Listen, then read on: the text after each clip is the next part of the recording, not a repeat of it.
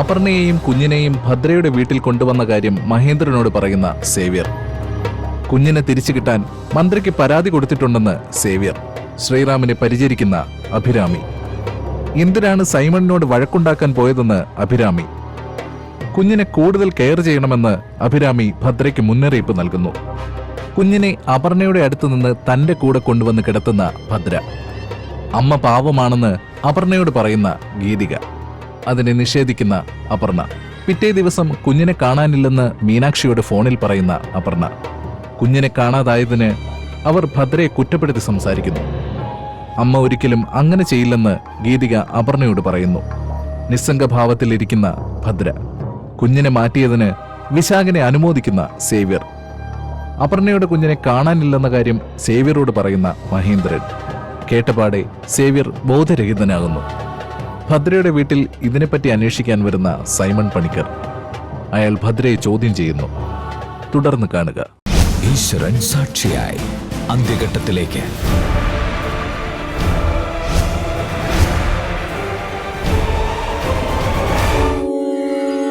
ഈശ്വരൻ സാക്ഷിയായി ഇനി 11 എപ്പിസോഡുകൾ മാത്രം. നിങ്ങളുടെ ഈ മോളുടെ കൊച്ച എവിടെ പോയി? എവിടെ പോയിന്ന്? സർ, എനിക്കറിയില്ല. എനിക്കൊന്നും അറിയില്ല സർ. നിങ്ങളുടെ അല്ലേ കിടന്നുറങ്ങിയത്? അതെ അതെ, ഇവർ പിടിച്ചു വാങ്ങിക്കൊണ്ട് പോയതാ. ഇവർ കൊന്നതാ, ഉറപ്പാ. പെറ്റ തള്ളേടെ അവിടെ കിടത്താ നിങ്ങള് പിടിച്ചു വാങ്ങിച്ചോണ്ട് കൂടെ കിടത്താൻ കൊണ്ടുപോയെന്തിനാ? ദേ, ഞാൻ പറഞ്ഞു മുക്കല് വേണ്ടാന്ന്. എന്റെ മോടെ കുഞ്ഞല്ലേ സർ. ഓ, മുത്തശ്ശിയുടെ സ്നേഹം മൂത്തങ്ങ് എടുത്തോണ്ട് പോയതായിരിക്കും ഇല്ലയോ? പക്ഷെ നിങ്ങളുടെ കൂടെ കിടന്ന വെച്ച് രാവിലെ ആയപ്പോ എവിടെ? അറിയില്ല സർ. കള്ളോ സാറേ, ഇവർക്കെല്ലാം അറിയാം. ഇവർ കള്ളം പറയുവാ. ഏയ്, നിങ്ങളോടൊന്നും മിണ്ടായിരിക്കാൻ പറഞ്ഞില്ല. നിങ്ങൾ അറിയില്ല എന്ന് പറഞ്ഞാ എങ്ങനെയാ? നിങ്ങൾക്കല്ലാതെ വേറെ ആർക്കത് അറിയാൻ പറ്റും? എനിക്കൊന്നും അറിയില്ല. ഒന്നും അറിയില്ല എന്ന് ഞാൻ പറഞ്ഞില്ലേ. ബാക്കിലുള്ള ഡോറ് ആരോ ചവിട്ടി തുറന്നിട്ടുണ്ടായിരുന്നു. ഇവർ മനപ്പുറം തുറന്നു കൊടുത്തതാ. ഇവര് എന്റെ കുഞ്ഞിന്. കണ്ടോ സാറേ, കണ്ടോ? ഇവരുടെ സ്വന്തം മോള് പറഞ്ഞത് കേട്ടോ? ഇപ്പൊ സാറിന് വിശ്വാസമായില്ലേ? വിശ്വാസമായല്ലോ. ഈ നശൂരം പിടിച്ച സ്ത്രീയാ ഇവരെ എന്റെ എല്ലാം ഇല്ലാതാക്കിയത്. ഇവരൊറ്റ ഒരുത്തിയ.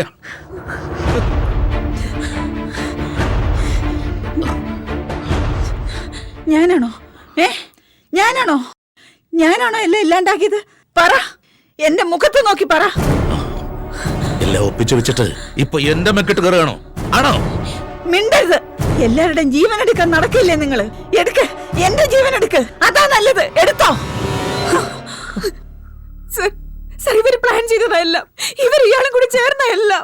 ഇവരെ കാണിക്കുന്നൊന്നും വിശ്വസിക്കരുത്. എന്റെ ചൂടിനെ കൊന്നത് ഇവരാ. ഈ സ്ത്രീ അവനെ കൊന്നത്. ഈ മനുഷ്യനായിരിക്കും അവന്റെ ബോഡി കായൽ തീരത്തോണ്ടിട്ടത്. അത് കഴിഞ്ഞ ആ മൊമെന്റോ അവരായിരിക്കും ഇയാളുടെ കയ്യിൽ കൊടുത്തത്. ട്രീസെ കൊന്നത് ഇവരൊക്കെ തന്നെ. ഇപ്പൊ എന്റെ കുഞ്ഞിനെയും കൊണ്ടുപോയേക്കുവാ.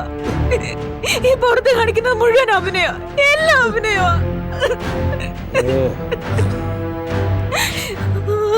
അപ്പോ പരാതിയും കൊണ്ട് വന്നിട്ട് ഇപ്പൊ ഉപ്പാപ്പനും കുരുക്കിലാവുന്ന ലക്ഷണമാണല്ലോ. കൊച്ചിന്റെ തള്ള പറഞ്ഞ കേട്ടോ? നിങ്ങൾ തമ്മിൽ വല്ല അണ്ടർപ്ലേ വല്ലോ ആണോ? നമ്മക്കിട്ട് പണി തരാനുള്ള വല്ല ഏർപ്പാടും ആണോ? സാറേ, അതിവിടെ എല്ലാരോടും പറഞ്ഞ് തെറ്റിദ്ധരിപ്പിച്ചിട്ടാ. എന്റെ കുഞ്ഞ്, എന്റെ പൊടിമോന്റെ രക്തമല്ലേ സാർ? വല്ല സെപ്റ്റിക് ടാങ്കിന്ന് ഓടേന്ന് പോലും കൊച്ചിന്റെ ഡെഡ് ബോഡി കിട്ടി കഴിഞ്ഞാലേ അതിന്റെ പിന്നിൽ ആര് കളിച്ചാലും അകത്ത് പിടിച്ചിട്ട് പെരുക്കും ഞാൻ. ഈ കേസ് ലോക്കൽ പോലീസ് വേറെ അന്വേഷിച്ചോളൂ. പക്ഷേ എന്റെ ഒരു കണ്ണുണ്ടാവും. സൈതേ, പരാതിയൊക്കെ എഴുതി വാങ്ങിച്ചല്ലേ? ഉണ്ട് സാർ. അപ്പോഴേ ഉപ്പാപ്പൻ ഞങ്ങളോടൊന്ന് വാ.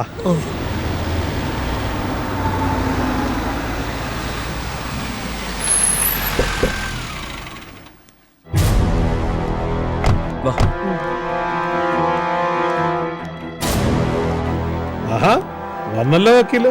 ശ്രീരാമിന്റെയും ഭദ്രാമഹേന്ദ്രന്റെയും വക്കീലല്ലേ? തീർച്ചയായിട്ടും വരണം. കൊച്ചിനെ കാണാതായോണ്ട് എത്തിയേ പറ്റൂ. എന്റെ കൊച്ചേ, ഒരു കാര്യം പറയാം. നിന്റെ ജാതകത്തിൽ എന്തോ കണ്ടക ശരിയാ. ഇല്ലെങ്കിൽ ഇവരുടെ വക്കാലത്ത് വാദിക്കാനുള്ള യോഗം നിനക്ക് കിട്ടത്തില്ലായിരുന്നല്ലോ. ആ സ്ത്രീ അറ്റം മുറിഞ്ഞു നിൽക്കുക. തലയ്ക്ക് മീതെ തീർത്താ തീരാത്ത കേസുകളാ. എപ്പോഴാ മറിഞ്ഞടിച്ച് തലയ്ക്ക് മീതെ വീഴാൻ പോകുന്നെന്ന് പറയാൻ പറ്റില്ല. ചെല്ല് സാറൊന്ന് നിന്നേ. തലയ്ക്ക് മീതെ വീഴുമെന്ന് തോന്നിയാലേ താങ്ങി നിർത്താനും പറ്റണം. അല്ലാതെ പേടിച്ചോടും അല്ല വേണ്ടത്. ബുൾഡോസറുകളെ പേടിച്ചോടാൻ തുടങ്ങിയാലേ എവിടെ വരെ ഓടും? ഒന്ന് നിന്ന് കളിക്കാൻ തന്നെ എന്റെ തീരുമാനം. ശരി, വിനാശകാലേ. വിപരീത ബുദ്ധി. ഓ, അപ്പൊ മലയാളം ശരിക്കും അറിയാല്ലേ? അറിയാം, നന്നായിട്ട് അറിയാം.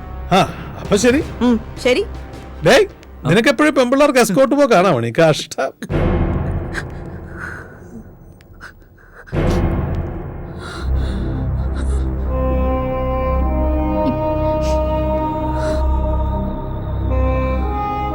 ഭദ്രേച്ചി എന്ന് പറഞ്ഞതുപോലെ അത് അയാളായിരിക്കുമല്ലേ ചെയ്തത്, ആ സേവിയർ? അതെ, അയാള് പറഞ്ഞിട്ടുണ്ട്. പക്ഷെ അതിന്റെ എന്തെങ്കിലും പ്രൂഫോ കാര്യങ്ങളോ ഭദ്രേച്ചിയുടെ കയ്യിലുണ്ടോ? അയാള് സംസാരിച്ചത് റെക്കോർഡ് ചെയ്യോ അങ്ങനെ എന്തെങ്കിലും? ഇല്ല, ഒന്നുമില്ല. അപ്പോ നമുക്കിതൊന്ന് പ്രൂവ് ചെയ്തെടുക്കണമെങ്കിൽ ആരെടുത്തും ഒന്നും എനിക്ക് പ്രൂവ് ചെയ്യണ്ട. എന്റെ മോള് അവള് മനസ്സിലാക്കിയാൽ മാത്രം മതി. അവള് മാത്രമെങ്കിലും അമ്മ തെറ്റുകാരിയല്ലെന്ന് വിശ്വസിച്ചാ മതി.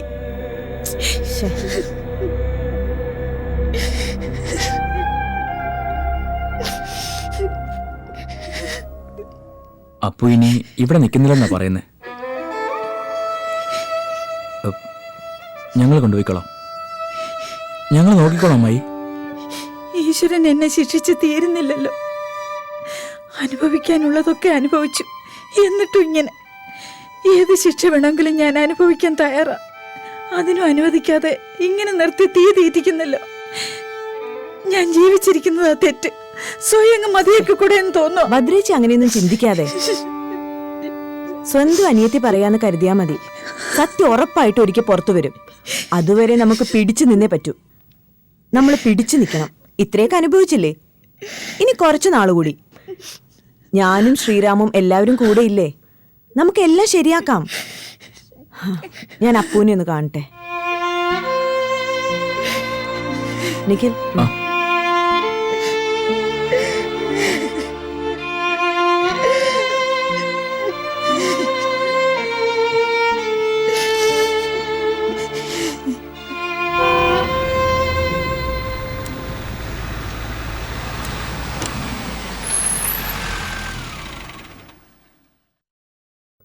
അപ്പു വാ, ഇറങ്ങാം.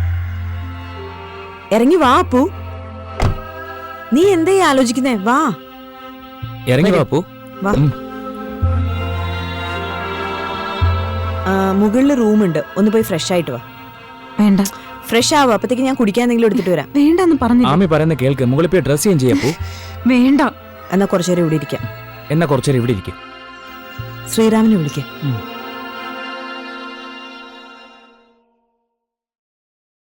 നിങ്ങളിരിക്കെ, ഞാൻ കുടിക്കാൻ എന്തെങ്കിലും എടുക്കാം. ആ, ഒരുപാട് നിർബന്ധിച്ചിട്ടാ കൂടെ വന്നത്. ഇങ്ങനെ എന്തെങ്കിലും ഉണ്ടാവുമെന്ന് ഞാൻ പേടിച്ചതാ. അപ്പോൾ വിഷമിക്കണ്ട, നമുക്ക് വഴിയുണ്ടാക്കാം. കുട്ടിയെ കണ്ടുപിടിക്കാം.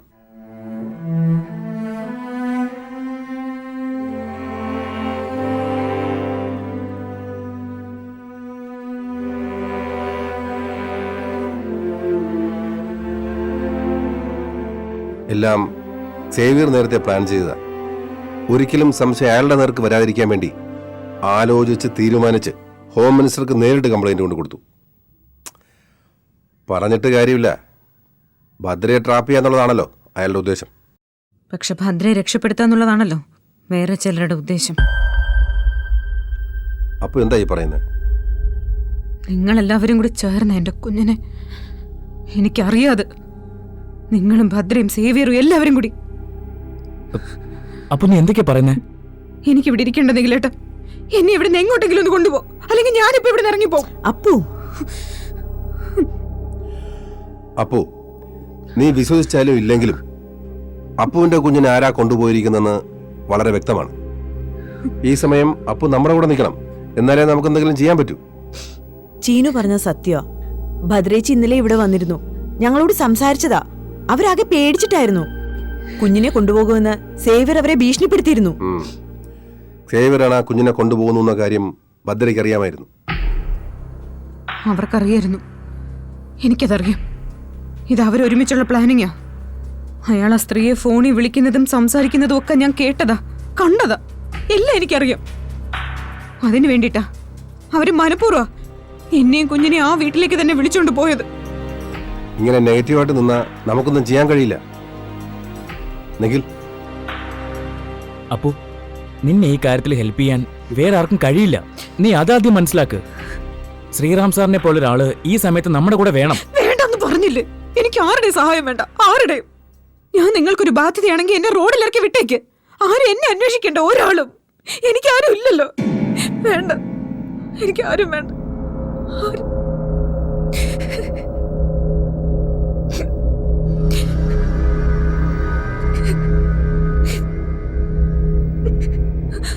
അപ്പു നീ ഇങ്ങനെ ആരും ഇല്ലാത്തോളാണെന്നുള്ള സംസാരം ആദ്യം നിർത്ത്. നിന്നെ ഒറ്റയ്ക്ക് വിടാനും ഞങ്ങൾക്ക് പറ്റില്ല. നീ നിന്റെ കുഞ്ഞിനെ കുറിച്ച് ഓർത്ത് വിഷമിക്കാതിരിക്കുക. എവിടെ പോയാലും നമ്മൾ തിരിച്ചു കൊണ്ടുവരും. അതിനു വേണ്ടിട്ടാ ഞങ്ങൾ എല്ലാവരും നിന്റെ കൂടെ നിൽക്കുന്നത്. നീ അതാദ്യം മനസ്സിലാക്ക്. നിഖിലേട്ടനും മീനാക്ഷിയൊന്നും ഇനി എന്റെ കാര്യം ആലോചിച്ച് വിഷമിക്കണ്ട. നിങ്ങൾ നിങ്ങളുടെ കാര്യം നോക്കൂ. ഞാൻ നിങ്ങൾക്കൊരു ശാപോ. എന്നെ വിട്ടേക്ക്.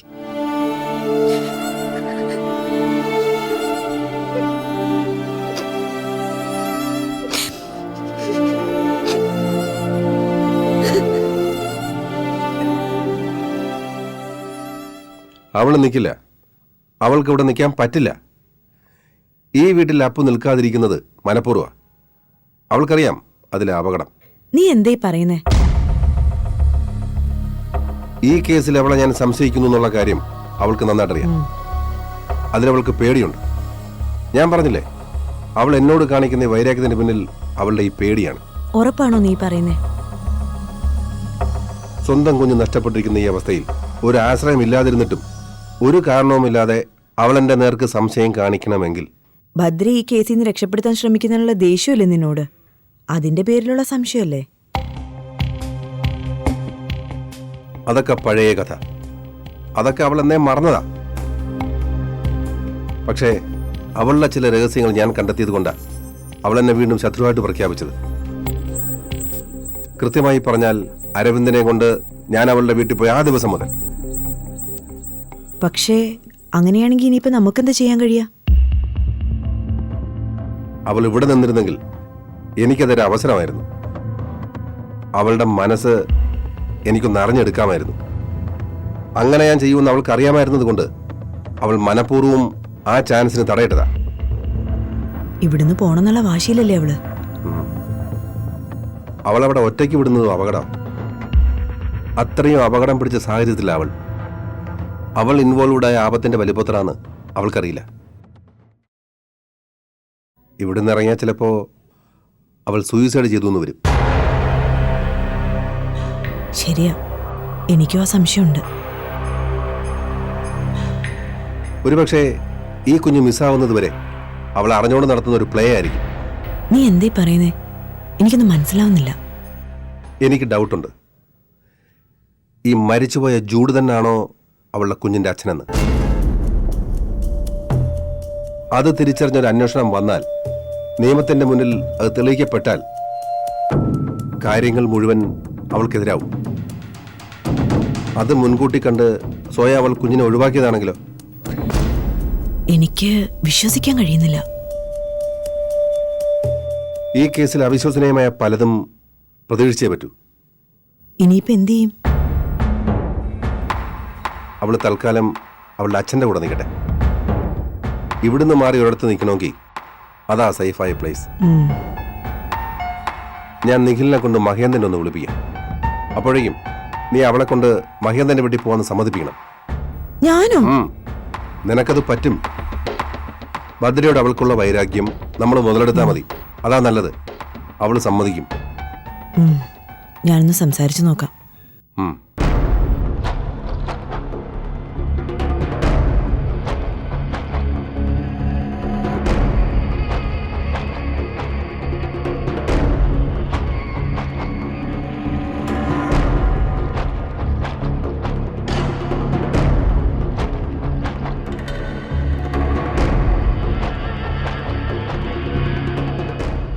അപ്പോ ഒന്നും കഴിച്ചില്ലെന്നാ തോന്നുന്നേ. സാരമില്ല, ഞാനൊന്ന് സംസാരിക്കട്ടെ. നിഖില് ചെല്ല്.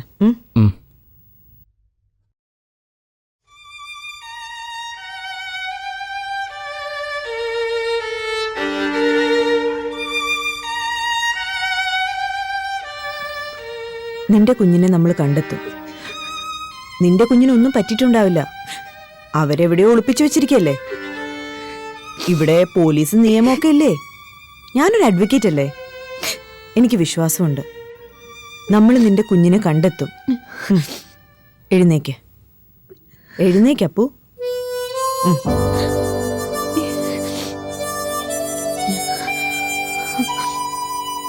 കോടതിയില് ഇതുപോലെ എത്രയോ കേസുകൾ ഞാൻ കാണുന്നു. ജീവിതത്തില് ഇതുപോലെ എത്രയോ സിറ്റുവേഷൻസ് നേരിടുന്നു. എനിക്കറിയാം നിന്റെ അവസ്ഥ എനിക്ക് കൃത്യമായിട്ട് മനസ്സിലാവും. ജൂഡിനെ കുറിച്ച് ഞാൻ കേട്ടിട്ടുണ്ട്. ഒരുപാട് പേര് പറഞ്ഞു. ജൂഡ് പാടുന്ന വിഷ്വൽസും കണ്ടു, പാട്ടും കേട്ടു. അത്രയൊക്കെ മതി. ഇനി ഒരിക്കലും ജൂഡിനെ എനിക്കും മറക്കാൻ കഴിയില്ല. അത്ര ഇഷ്ടമായി ജൂഡിനെ എനിക്കും. നമ്മൾ സ്നേഹിച്ച മനുഷ്യര് നമ്മുടെ കൈവിട്ടു പോകുന്നത് സഹിക്കാൻ കഴിയില്ല. പക്ഷെ അതിനേക്കാളൊക്കെ എത്രയോ വലിയ വേദനയായിരിക്കും അയാൾ ഈ ലോകത്തുനിന്ന് തന്നെ പോയാലുണ്ടാവുന്നത്. ഞാൻ അങ്ങനെ ഒരു വേദന എൻ്റെ തൊട്ടടുത്ത് നിന്ന് കണ്ടിട്ടുണ്ട്. എനിക്കറിയാം അത് എത്രത്തോളം പെയിൻഫുൾ ആയിരിക്കും. എൻ്റെ ഹസ്ബൻഡിന് അവനെ ഒരുപാട് ഇഷ്ടപ്പെടുന്ന ഒരു പെൺകുട്ടി ഉണ്ടായിരുന്നു. അവള് സൂയിസൈഡ് ചെയ്യുമായിരുന്നു.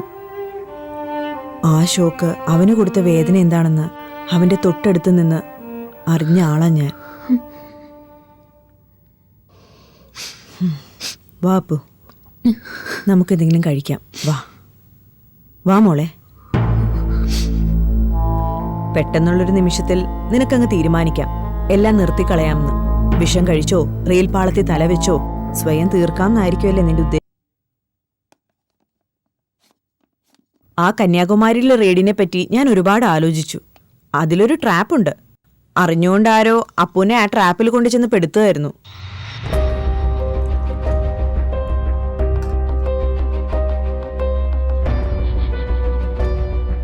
ദാ കുടിക്കേ. അപ്പു നമ്മൾ പുറത്തുനിന്ന് കാണുന്ന പോലെയല്ല ആളുകൾ. അങ്ങനെ ആയിരിക്കണം എന്നില്ല. ഞാൻ ആരെ ഉദ്ദേശിച്ചു പറഞ്ഞതല്ല.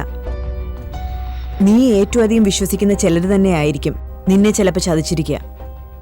നിങ്ങൾ എന്തേ പറഞ്ഞു വരുന്നത്? ജീവിതത്തിൽ ഒരുപാട് അനുഭവങ്ങളിലൂടെ കടന്നുപോയ ഒരാളാ ഞാൻ. ഒരുപാട് പേർക്ക് പറ്റിയ ചതി കൺമുന്നിൽ കണ്ടൊരാളായതുകൊണ്ടാ. നിങ്ങൾ ഈ പറയുന്നത് എന്റെ ജൂഡിനെ കുറിച്ചാണെങ്കിൽ, അവരും അയാളും കൂടി ചേർന്ന് പഠിപ്പിച്ചതൊക്കെ എന്നെ പറഞ്ഞ് കേൾപ്പിക്കാനാണെങ്കിൽ അത് വേണ്ട.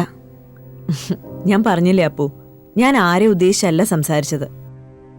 നിങ്ങൾ ആരെ ഉദ്ദേശിക്കുന്നതെന്നും ലക്ഷ്യം വെക്കുന്നതെന്നും ഒക്കെ എനിക്ക് കൃത്യമായിട്ട് അറിയാം. നിങ്ങൾ ഭദ്രയുടെ വക്കീലല്ലേ? ഞാൻ ഇപ്പൊ നിന്നോട് സംസാരിക്കുന്നത് ഭദ്രയുടെ വക്കീലെന്ന നിലയിലല്ല. നിങ്ങൾ എന്നോട് ഒന്നും പറയണ്ട, എനിക്കൊന്നും കേൾക്കുകയും വേണ്ട. ഇപ്പൊ നിന്റെ മനസ്സിൽ എന്താണെന്ന് എനിക്ക് ഊഹിക്കാം. ഇവിടുന്ന് ഇറങ്ങിയ നീ എന്തു ചെയ്യുന്നു നിനക്ക് തന്നെ അറിയില്ല. വിഷം കഴിച്ചോ റെയിൽ പാളത്തിൽ തലവെച്ചോ സ്വയം തീർക്കാമെന്നായിരിക്കുമല്ലേ നിന്റെ ഉദ്ദേശം. പക്ഷേ നിന്റെ കുഞ്ഞ്, ആ കുഞ്ഞ് ഇപ്പോഴും എവിടെയോ ജീവിച്ചിരിപ്പുണ്ട്, അതുറപ്പാ. ആ കുഞ്ഞിനെ നമുക്ക് കണ്ടെത്താൻ പറ്റും. അതുവരെ നീ ജീവിച്ചിരിക്കണം.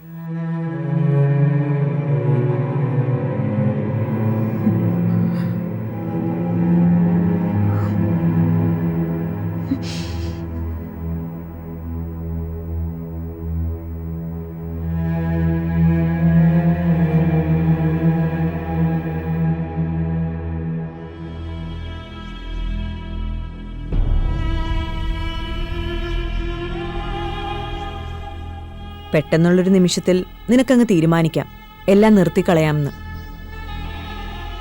പക്ഷേ ആ കുഞ്ഞ് തിരിച്ചു വരുമ്പോൾ അതിനൊരമ്മയുണ്ടാവണം. ആരും സ്നേഹിക്കാനില്ലാതെ ആ കുഞ്ഞി ലോകത്തൊരു അനാഥയായി വളരാൻ ഇടവരരുത്. അതിനമ്മയായിട്ട് നീ ഉണ്ടാവണം. നിനക്കിവിടെ നിൽക്കാൻ ബുദ്ധിമുട്ടാണെങ്കിൽ നിന്റെ അച്ഛൻ്റെ അടുത്ത് പോവാം. അച്ഛനോ? ഏതച്ഛൻ? നീ ആ മനുഷ്യനെ കുറിച്ചൊന്ന് ആലോചിച്ചു നോക്ക്. ഒരു പാവ മനുഷ്യൻ ഈ പ്രായത്തിലും മക്കളുടെയും ഭാര്യയുടെയും ഒരു സപ്പോർട്ടും ഇല്ലാതെ ഒറ്റയ്ക്ക് നിൽക്കുകയല്ലേ. എന്ത് തെറ്റ് ചെയ്തിട്ടാ ആ മനുഷ്യൻ ഇതൊക്കെ അനുഭവിക്കുന്നത്? നിന്റെ അമ്മ ചെയ്ത എല്ലാ തെറ്റുകളും ക്ഷമിച്ച് കൂടെ നിന്നിട്ട് അവസാനം ആർക്കും വേണ്ടാതെ ആ മനുഷ്യൻ ഒറ്റപ്പെട്ടു പോയില്ലേ? ഇപ്പൊ പരസ്പരം തുണയാവേണ്ടത് നിങ്ങൾ രണ്ടുപേരുവാ. നീ അവിടെ പോയി നിൽക്കണം. അത് വേണോ അപ്പു? നിന്റെ അമ്മ ചെയ്ത തെറ്റുകൾക്ക് പ്രായശ്ചിത്തമായിട്ട് നീ അത് ചെയ്യണം. നീ ചെയ്യുന്ന അത്തരമൊരു ശരിയായിരിക്കും നിന്റെ കുഞ്ഞിനെ നിന്റെ ജീവിതത്തിലേക്ക് തിരിച്ചു കൊണ്ടുവരുന്നത്. നീ പോണം. ഞാൻ നിഖിലിനോട് പറയാം. വാ. വാ. എന്റെ ജീവിതം ഇങ്ങനെ തട്ടിക്കളിച്ചവര് അവരാരായാലും വെറുതെ വിടില്ല ഞാൻ.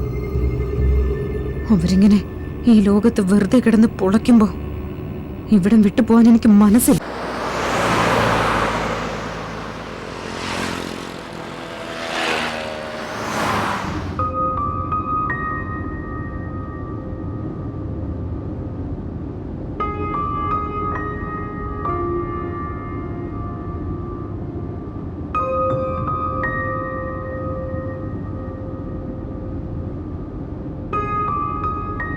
ഇപ്പോഴെങ്കിലും അച്ഛൻ്റെ കൂടെ വരാൻ എൻ്റെ മോക്ക് തോന്നിയല്ലോ. ഞാൻ പലവട്ടം വിളിച്ചതാ, പക്ഷെ നീ വന്നില്ല. അച്ഛൻ്റെ വാക്ക് കേൾക്കാൻ നീ ഒരിക്കലും തയ്യാറായിരുന്നില്ലല്ലോ. ഇനി നീ അച്ഛൻ്റെ കൂടെ ഉണ്ടാവണം. ഉള്ളതെല്ലാം നഷ്ടപ്പെട്ടയാളാ ഈ അച്ഛൻ. നീയും ഇപ്പോൾ അച്ഛനെ പോലെ.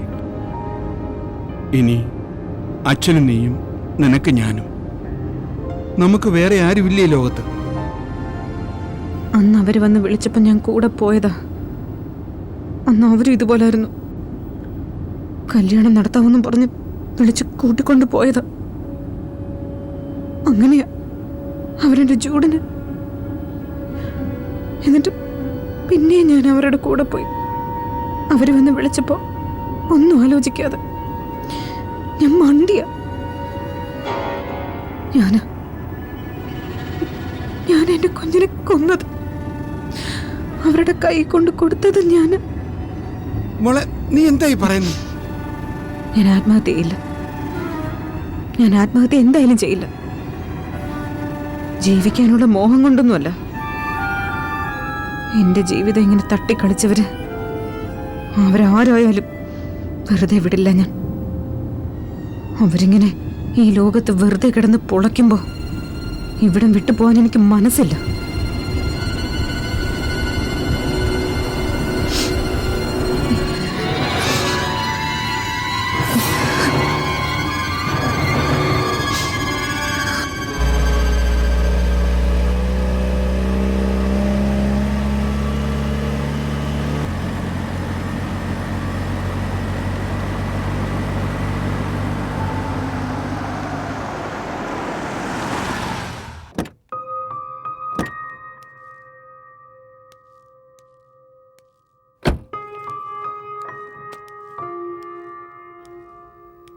വാ മോളെ, വാ. സാറിനെ കാണാൻ ഒരു കുട്ടി വന്നിട്ടുണ്ട്. കുട്ടിയോ? ആരെ? അറിയില്ല സാർ. പേര് ചോദിച്ചില്ലേ? ഒന്നും പറഞ്ഞില്ല. സാറില്ല എന്ന് പറഞ്ഞപ്പോ കണ്ടിട്ടേ പോകുള്ളൂ എന്ന് പറഞ്ഞ് അകത്ത് കയറി ഇരിക്കുക.